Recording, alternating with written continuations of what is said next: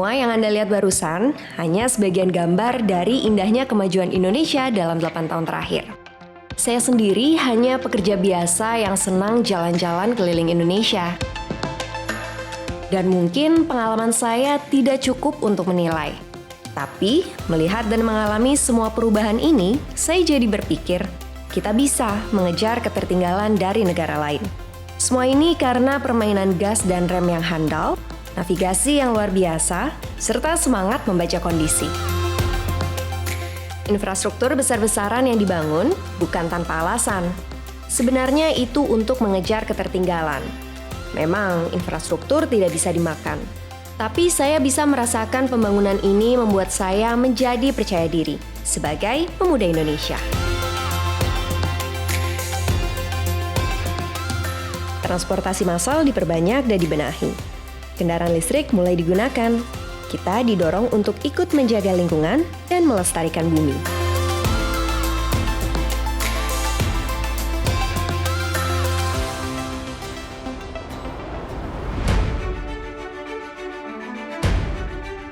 Jalur komunikasi pun beralih dari manual ke digital. Dengan gadget apapun, sekarang kita bisa tahu apapun, bisa belajar dimanapun, bisa meeting dengan siapapun, dan bisa berjualan kapanpun.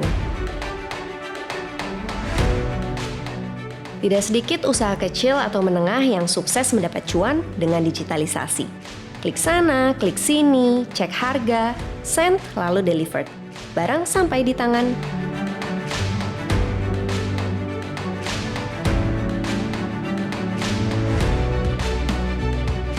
Bukan hanya itu, pariwisata bergerak menawarkan sajian kuliner khas daerah. Belum lagi keragaman budaya yang jadi sasaran turis berkamera, macam saya ini.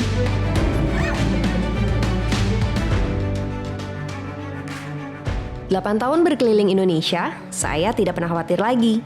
Kalau apes-apesnya jatuh sakit di perjalanan, tinggal ke dokter. Dapat obat dengan mudah dan murah, lalu sembuh. BPJS bikin tenang.